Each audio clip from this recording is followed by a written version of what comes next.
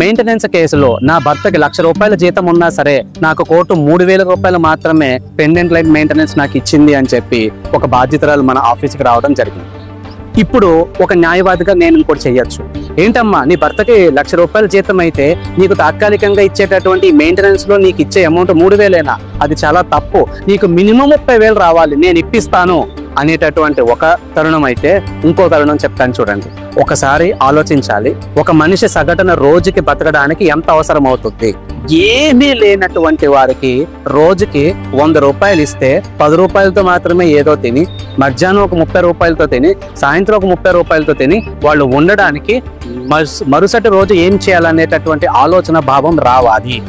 భర్తని వదిలేసిన భార్యకి ఇంక ఏమీ లేదు, నీకెవరూ లేరు, అన్నీ నీ భర్తే అయ్యి నువ్వు తనతో అర్థం చేసుకుని మీరిద్దరూ ఒకరినొకరు సపోర్ట్ చేసుకుని నిలబడతారనే ఉద్దేశంతో పెళ్లిళ్ళు చేస్తామే తప్ప, నీ భర్త నిన్ను వదిలేస్తే నీకు ₹1,00,00,000 ఇస్తాడు, దాంతో ఇంకో పెళ్లి చేసుకోవచ్చు, ఇంతకు ముందు కంటే ఇక మీద ఇంకా బాగుండొచ్చు అనేటటువంటి అపోహల్లోంచి, అటువంటి రాంగ్ కౌన్సిలింగ్ సెంటర్స్ నుంచి మీరు బయటకు వచ్చారు.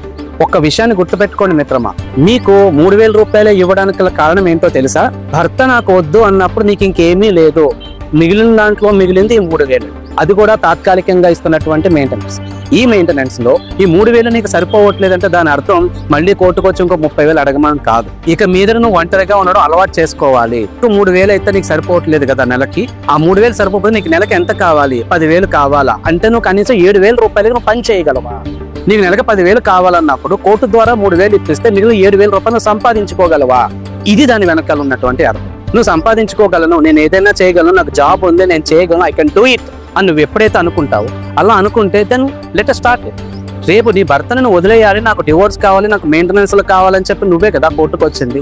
సో నీ కాళ్ళ మీద నువ్వు నిలబడడానికి నీకు ఇది ఒక మంచి అవకాశంగా మీరు చూసుకోవాలి తప్ప, మిగిలిన 7,000 కోసం ఒక 10 మంది లాయర్ల చుట్టూరు తిరిగి, ఇంకో 2-3 సంవత్సరాలు కోర్టుల చుట్టూరు తిరిగి, ఆ 7,000 ఎప్పుడు వస్తాయి? లాస్ట్ జడ్జిమెంట్ తర్వాత వస్తాయి. అప్పటి వరకు మీరు చేయగలిగే స్కిల్స్ ఉండి కూడా మీకు ఏదో వస్తుందని ఆశిస్తూ, నాకు ఆ ప్రాబ్లమ్స్ ఉన్నాయి, నాకు ఈ ప్రాబ్లం ఉన్నాయి, నాకు బంధాలు ఉన్నాయి, బంధుత్వాలు ఉన్నాయి, నేను బయటకు వెళ్ళలేను, నేను ఇప్పుడు జాబ్ చేయలేను, ఈ ప్రాబ్లమ్స్ అని నువ్వు చెప్తే ఎలా? అందుకే అసలు ఇందులో ఉన్న పాజిటివ్ నోట్ ఏంటి అంటే, భార్య యొక్క ఎడ్యుకేషనల్ బ్యాక్గ్రౌండ్ బేస్ చేసుకుని, తనకున్నటువంటి ఫైనాన్షియల్ స్టేటస్ ని బేస్ చేసుకుని అసలు తను ఎంతవరకు నిలబడగలదు, ఈ సమాజంలో భర్తకు దూరంగా ఉంటే, ఈ యొక్క కేసు 2-3 సంవత్సరాలు నడిస్తే నెలకి 3,000 ఇస్తే మిగిలిన 7,000 తను ఎలా సంపాదించుకుంటోంది, తను నిజంగా సంపాదించుకోగలదా లేదా, దాని ప్రకారం ఆ భర్తలో ఈ 2 సంవత్సరాల్లో ఏదైనా మార్పులు వస్తాయా రావా, లేదా భార్య ఏదైనా అర్థం చేసుకుని భర్తతో మళ్ళీ తిరిగి కలవడానికి అవకాశం ఉంటుందా ఉండదా, ఇటువంటి ఎన్నో మంచి విషయాలను చర్చించడం కోసమే ఈ యొక్క కోర్టు కేసులు మనకి 2 సంవత్సరాల కాల వ్యవధిని ఇస్తున్నాయి.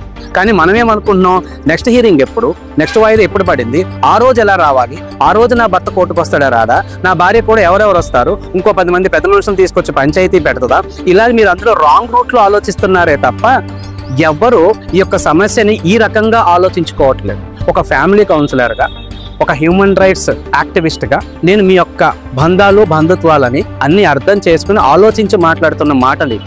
ఇందులో ఎవరి మీద యొక్క ఉద్దేశపూర్వకంగానో, మహిళలను తక్కువ చేసినట్లుగానో, పురుషులకు సపోర్ట్ చేస్తున్నట్లుగానో నేను చెప్పడం లేదు. ఈ 2 సంవత్సరాల వ్యవధిలో మనం చేయాల్సింది ఏంటి, కానీ మనం చేస్తోంది. ఈ యొక్క వేరియేషన్ గనక మీరు ఒక్కసారి అర్థం చేసుకుంటే, మీరు మీ భర్త నిజంగా ఏదైనా ఒక తప్పు ఉంటే సరిదిద్దుకోగలిగితే సరిదిద్దుకుని మళ్ళీ కలిసిపోండి. ఒకవేళ సరిదిద్దుకోలేనటువంటి తప్పు చేశారా, ఈ కాలానికి మీరు ఇస్తున్నటువంటి విలువ ఎంత? 3 సంవత్సరాల తర్వాత నీకు ₹1,00,000 నీకు ఒక 10 లక్షలు వస్తే సరిపోతాయా, లేదా ఇప్పుడే నువ్వు డివోర్స్ తీసుకుని మ్యూచువల్గా అర్థం చేసుకుని విడిపోయి వేరే కొత్త జీవితం మొదలు పెడతాం?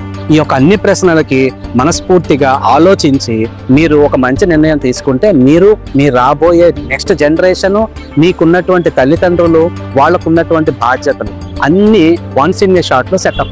ఓకేనా my dear friends and sisters, thank you so much for giving me opportunity.